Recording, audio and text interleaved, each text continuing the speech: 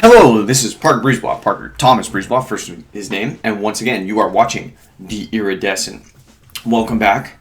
Sorry for the delay. I know I've been a little behind on episodes, and that unfortunately is just going to be the lay of the land for the next couple weeks, 3 weeks to be precise, if you're watching this the day it drops, because I will be at least partially occupied until Judgment Day, because your boy just got some employment, technically. That's right. I am now officially a junior associate neophyte for the Deep State Cabal. I just got my robes and my adrenochrome harvester sent to me by Amazon Prime. And my primary responsibilities will be stem cell trafficking and using illegal servers. So that'll be exciting. And it'll all be in service of the One World Order. For those of you who guessed this about me before, you're right. Red-handed. This was the play all along. I'm just a ploy for the deep state. I'm just a talking head with a charming headband that was trying to lure you into our grasp the whole time. So, joke's on you, sheeple. But yeah, only one episode a week, probably, until Judgment Day in 3 weeks. But that's fine, because that's where the work needs to happen, and I'm glad I can do any episodes for you guys in the meantime, because it's fun, and it fulfills me, and I love it. So, as per usual, things aren't going to get shook up that much. We still have our state of normal here at the Iridescent. We're going to start with art. And for today's art, I'm going to continue to be a fanboy about my home team, the San Diego Chargers. I got this ancient helmet, and by ancient, I mean that in 20 years, so like maybe 15 so years ago. And it is the, navy, the all-navy, really dark, foncé, navy blue Charger helmet that they used to wear way back when. My buddy found this in his deceased uncle's garage or crawl space or something. And it's a Pro Bowl helmet, and if you see all these squiggles on there, you might be able to put two and two together, that they're actually signatures.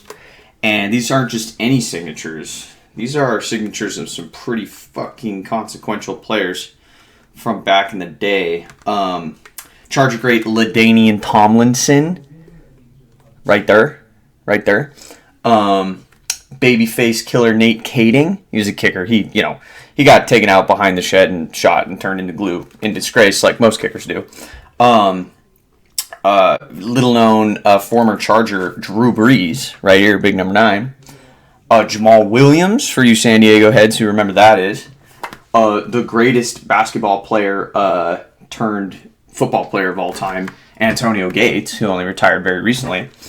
And let's see, some others, David Bin, long snapper. It's important to acknowledge long snappers because, let's be real, if it weren't for long snappers, a lot of those plays just wouldn't go. You wouldn't see a punt if they weren't paying some guy to literally just throw a ball between his legs for like 12 yards. That would be the best fucking job in the world. I don't even think those guys have to show up to practice. Speaking of special teams, Kasim Osgood. Anybody remember him? He's the reason I wore 81 in high school. Kind of. I don't know. He's a special teamer. And Sean Lights Out fucking Merriman. This thing is insane. This is now, like, literally, it just fell into my lap the other week because my buddy just knows I'm a big Charger fan. And it might now easily be the most precious, monetarily valuable thing that I own. And it just fell out of the sky. So, good things come to those who wait and sit around and just record themselves talking about shit on YouTube. So, that's awesome. Big shout out, Dan. Thank you for this piece of amazing art. But, what's crazy is this. This is an actual helmet. It's not a replica. It's just like the old Rydell that they used to wear around that time. And I'm not even going to put it on because I tried to put it on when I got it. And it's so fucking stiff and ridiculous that I almost gave myself a concussion just trying to put it on my head. And there's not a lot of softness or padding in here at all. And it blows my mind that people actually used to play the sport professionally while wearing this, bullshit. And yeah, we expect them to be normal-ass people. coming out the other end. But hey, you know, they were men back then. They didn't have all those fancy gel inserts and impact disbursement transformer plating that they have on the helmet now. Back when CTE was just, that's just how you said the alphabet after you got hit in the head, a couple times. A, B, C, T, E, F, G, right? So that's awesome. I think I could actually sell this for $420.69. So if you want to buy, because you're a fucking San Diego faithful, go ahead and send me an offer, and I'm going to turn you the fuck down, because this means more to me than money, okay? Money can't just buy stuff like this. Anyways, Justin Herbert, man, the duckling of the future. Big stoke on Big Justin. It's got me fired up for football again. That's my injection of normal that my doctor prescribed to keep me sane. Just kidding. I don't have health insurance. But if we lived in Canada, that's what he would have prescribed me. Just watch some football. And you won't get too worked up about how everything's a shit show, a tumbling meteoric dumpster fire. And I say that mainly because, like I said, we're 3 weeks till the Big Bang, till Judgment Day, the general election, November 3rd, when we will start counting the votes. Not when we'll know who our president is. Very important distinction. But when we're going to have votes to start counting and get the ball rolling on that long, arduous process, which will be beset upon by obstacles, the likes of which we've never seen before, and that's because COVID. And the fact that there's going to be a ton of mail-in ballots, which if you lived in a place where they have had mail-in ballots for years and years and years, like me, you wouldn't be susceptible to the intoxicating, nauseating bullshit that Trump continues to spout along with his COVID particulate that he's probably still shedding, that they're somehow inherently dangerous or fraudulent or what have you. That's literally how I've been voting since forever, and it's never been a big deal. I didn't go into the fact that Trump had COVID in my last couple episodes. That's because I just try to stay out of the mainstream. I like my little Eddie here on the Iridescent. My little side story, my own little scoop. But holy shit, when can we get some of that Regeneron stuff? Or whatever the fuck that drug is that he's on, because that shit looks fun. Imagine having a party on that, going and playing a game of pickup basketball or softball. Everybody's just gacked out on fucking Regeneron. This stuff is amazing. Let's do a double take. Let's get 2 shots of me hitting that home run, that fucking moonshot I just launched into that socially distant Little League practice over there. Holy shit. Dude's fucking tripping balls, man. For those of you who are unaware, there are medical professionals, doctors with saucy tweets, because that's a thing in 2020 that is relevant, who have been tossing sick burns at Trump and the administration about how that drug, I don't know if it's actually called Regeneron or if it's just the company that makes it that's called Regeneron, but attributing some of his more Trumpian, over-the-moon Trump tweets, like the super ridiculous ones, the ones that actually seem off the rails for him. Again, that's hard to comprehend. They're just diagnosing his behavior as like straight up mania, like in the DSM definition of mania, like manic depressive, like manic schizophrenic, like hallucinating off your fucking ass, like you just smoked a bunch of PCP. What if that drug is seriously just PCP? I could see that.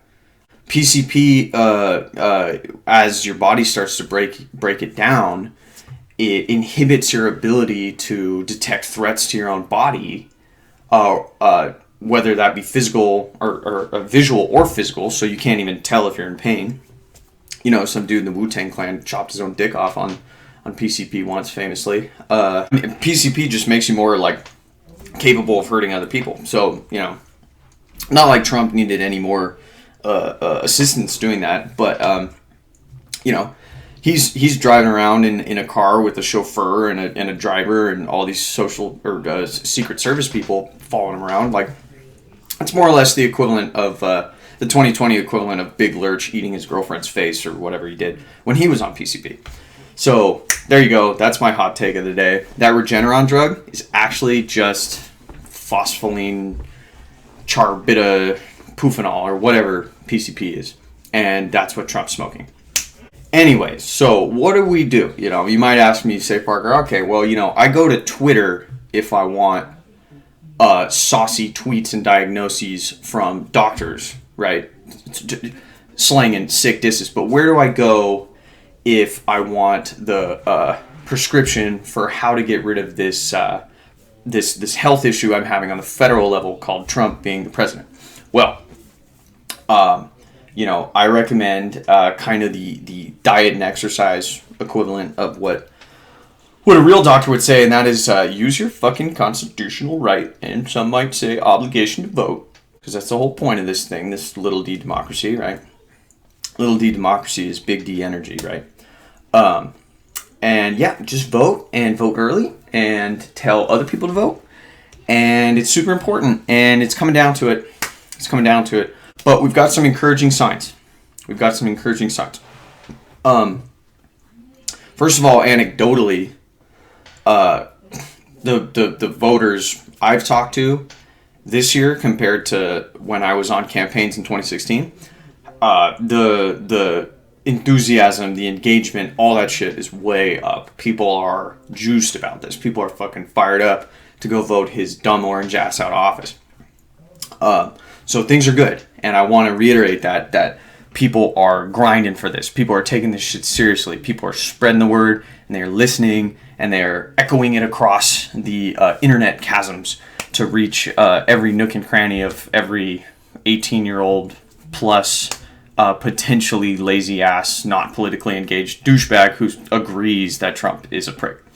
And you can see that, for example, in Georgia, where they had a record turnout on the first day of in-person voting, which I don't know what the mail-in laws are in Georgia, but I presume they're not very strong and or non-existent. Because, yeah, I don't know. I wouldn't want to go to a polling place personally with with the COVID and all that. But people are like, fuck it, this is more important. I'm going to throw my mask on because I'm smart. The pictures I saw had people, spacing out as much as they could. They weren't all quite 6 feet, but that's because there were so fucking many of them. And that's encouraging on another level because it was a record in Georgia, which is a state that has historically been subjected to Jim Crow type voter suppression and other means of keeping black people away from voting. And that's a demographic that typically votes liberal, especially in that part of the country. So that's good news. I don't think God, I don't even know. Does Georgia go red in the Electoral College? I don't fucking know. Fuck the Electoral College. This shit pisses me off. It's antiquated. But, more people voting means more chances that Democrats are going to get elected. That's the science. And we'll go back to that a little bit later. Okay, some less good news, though, is nearby in Virginia, another part of the South, voter registration, the website for it, crashed in the last couple days before the deadline to get registered, which was today, I believe. And the reason it crashed was not because of high traffic, which would be kind of a ironically encouraging thing. It wasn't a software issue, it was a hardware issue. Some county workers apparently ran over some fiber optic cables in the ground somewhere in the state that they were doing work, and it crashed the whole fucking voter registration website or part of the internet in Virginia or whatever. I don't know how the internet is wired or whatever, but it seems like if there's, if somebody could drive into a pothole and cut the whole fucking thing off in all of Virginia, that's just not designed very well. Also, being a member of the deep state cabal, junior associate neophyte, I am one to be prone and susceptible to conspiracy theories. You know, the all those crazy radical far leftist conspiracy theories you see out there, right? You know?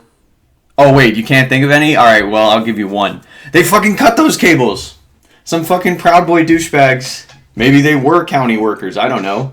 Some douchebags cut those fucking cables and tanked the people's ability to register to vote late. I mean, I hope that didn't hurt us too bad. God, I don't know why it's so hard for people to get registered until the last fucking minute.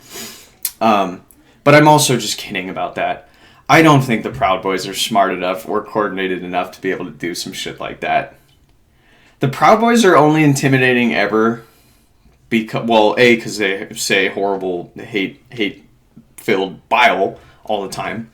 But, and this is my privilege because I'm not directly threatened by that bigotry. But what I am directly threatened by is the fact that they're huge fans of open carry, and they just show up places armed to the fucking teeth.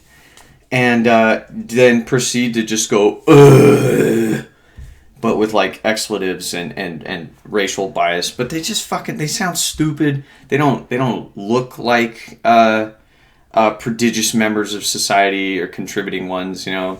They're all kind of chunky in the wrong places, and they got like pigeon-toed, or they're just like yacked out of their mind, but like for no reason. And they look like they're stuck in a perpetual LARP session. They're just cosplaying militia super soldier or some shit. But if we took the actual guns away and like maybe they had to, you know, show up to those things with like Nerf guns and shit, the Proud Boys would be more obviously lit up as the fucking joke group of assholes that they are. Also in the South, Florida, their fucking this was a true software issue. Their voter registration website crashed for several hours on the last day, which, if I'm not being cynical, tells me that a lot of people waited till the very last minute to get registered, which, again, just blows my mind. I mean, like, I know people are busy and shit, but why do you wait so late? God damn it. But it's a thing for another day. I'm glad you got there before the finish line. It's just a bummer that something like this would have to happen because so many people waited till the very end. But one thing that is a little nefarious, according to the Vox article I read, is so it was down for several hours, right? Leading up to midnight on the last day to get registered. And then they reopened it the next day, or extended it, right, for 7 more hours. But it was in the middle of the day, and the middle of the day today, actually. So it probably just closed. But that's a fucking Tuesday. People were working, and in the middle of the day, and there wasn't much of an announcement for it either. So, you know, voter suppression is subtle. There's hard voter suppression. There's soft voter suppression, and the soft variety is not a, you know, poll watchers or a poll test. It's just things like low visibility or ambiguity about how you got to do it or when you got to do it. Or like in Virginia, when the website went down, they said, don't worry, you can still register to vote. You just have to print out paperwork and fill it out that way, and then make sure it's postmarked by the right day and send it in. Okay, like, cool. So there still is a way to do it, even if the website's down. But being realistic about the way anybody operates today, that is a soft obstacle to voting. That is an example of soft voter suppression because many young people, myself included, don't have a fucking printer, you know? So, moving on. The topic of today's episode will continue to be about voting, but this is a first for the Iridescent, and that is that I've received some questions from a fan. He is a mind who I respect greatly and a kindred spirit that I relate to, literally, blood-wise. And he's not my brother, for those of you who might guess that. But anyways, so we've had conversations about this topic before. He, like me, is a pretty cynical thinker when it comes to politics. And I read his questions, and I'll kind of condense them for you just so I can get it in a good time here. But the crux of the first question is, if we have the numbers that show that when more Americans show up to vote, more liberals, more Democrats get elected. Why don't liberals just show up and vote? What is the problem there? Are liberals lazier? Who's more committed to democracy? Well, short answer to that is yes, libs are lazier. In my opinion, that's what I think the data shows. But in 2016, when I was working for a tiny little campaign, I was kind of beaten over the head with the statistic, which has stuck with me, that conservatives are shown to have increased turnout when the messaging towards them is centered around fear, right? So threats to their values, their physical well-being, or their fucking or their wallets, right? So you elect Democrats, taxes are going to go up. You elect Democrats, they're going to take your guns away, and people are going to come in and pinch you while you're sleeping. They're going to give you little Indian burns and noogies, and if you don't have your guns, then the liberals will just noogie you all night long. And liberals are going to make abortions fucking mandatory, right? So that freaks conservatives out, and that drives them to the polls. Liberals, on the other hand, are shown to participate more when they're messaged to that they will be involved in a movement, right? So like when they're shown that there's a community showing up to do a thing. And I would say that liberals being lazier element, Democratic voters being lazier element, is just that creating that sense of community, that sense of a movement to go vote, is just harder to do than it is to scare an individual, especially when you consider that the Democrats are a big tent party. Within the big tent of the Democratic Party, we have so many different interest groups that don't always align in terms of rhetoric when it comes to like building coalitions around a movement, right? So there are Democrats, older white guys, who will just scoff at the idea of the Green New Deal and environmentalism in general. They just like that just doesn't compute to them. They don't think it's a big deal. But what they do really care about is Medicare for all, right?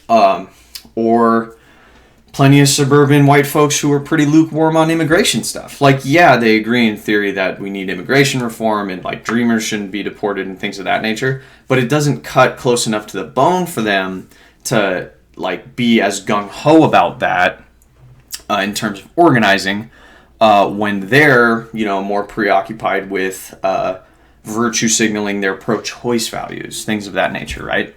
So Dems are motivated by being parts of movements, and it's just harder to construct a cohesive movement than it is to scare an individual.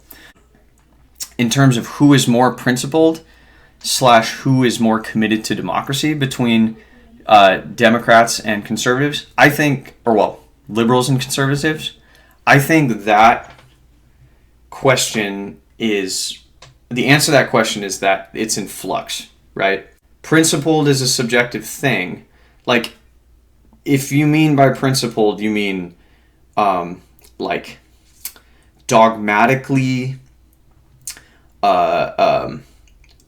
committed to adhering and evangelizing a culture, a structure of beliefs and values and ethics that is immutable, then I would say conservatives for sure are more principled. When it comes to sort of empathetically exploring ways in which we can create a more inclusive and constructive and collaborative and safe community, right?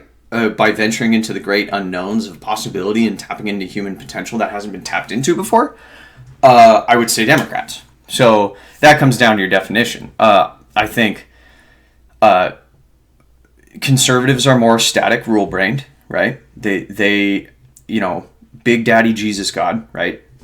Big Trump Daddy and Jesus Daddy told them there's a set of rules that they need to follow, so they follow it, and that's why they're principled. Democrats kind of take this like wishy-washy, mutable, more dynamic view on what it is to be a good person, and they can get tangled up in the weeds when they try to deconstruct things, and that's where you get call-out culture and cancel culture and like critical theory, pop critical theory, making liberals look abrasive and shit. But the fact of the matter is that even that stuff, that call-out culture, the aim of that is to right the wrongs, the past wrongs of a society that is rife with injustices that happened throughout our history. And finally, in terms of who's more committed to democracy, that is utterly expedient. It's utterly expedient. Whoever's interest it serves to be committed to democracy is who is the most committed to democracy. It's often framed as like being a response to an existential threat. And it can be made in good faith, even if it's mutable, because the Democrats of 2020 are still people who believe in something, just like the conservatives of 2020 are people who believe in something. But that doesn't mean that those Democrats are the same Democrats as the Democrats of 1995, just like the conservatives of today aren't the same conservatives of pre-Barry Goldwater and Reagan and all that. So in times where it will serve a set of values to be committed to democracy, that party whose values it will serve will be more committed to democracy. In today's day, where the conservative movement serves a cultural monolith, and from a populist perspective, they serve white Christian nationalists, right? And then that's their culture war leverage. Above that, though, it's all corporatist, all the way down. It's the 1%, it's the bourgeois, it's people making over $450,000 a year. It's the moneyed interest, right? And they've got this like sick fucking sub-dom relationship with that white Christian nationalist monolith that is inspired and riled up by grievance politics, right? And they could give a fuck about democracy. They just want to talk about the ideographs of freedom. And yeah, democracy is an ideograph. Whereas liberals right now, that huge tent of basically everyone else, is more committed to democracy, even though we're seeing elements of our democracy like just voting in general, a very vulnerable practice. Elections in general, a very vulnerable practice. The fucking electoral college, an obsolete practice. We're all very committed to those institutions as long as it serves us, right? And you see that with the Supreme Court nominee shit. I mean, I can't even tie that to Democrats or Democrats or Republicans. It's just whoever is not in power is going to use the exact same cookie cutter argument as the other one when we're in a Merrick Garland / Amy Coney Barrett style situation. So, who's more committed to democracy? Nobody. Nobody's more committed to democracy. We're all just playing football. Speaking of football, it's not as good as basketball. Congratulations, LeBron James and the Los Angeles Lakers. That was an amazing NBA offseason, and the bubble, in a weird way, has inspired me going forward about human potential. If we can pull that shit off with, zero community spread, then maybe we'll get out of the woods. So those of you who call me a fatalist, just remember that I like bubbles, and most fatalists don't like bubbles as much as I do. Anyways, thanks for watching. I'll be back next week. This is the Iridescent. I'm Parker Brisebois signing out. Peace!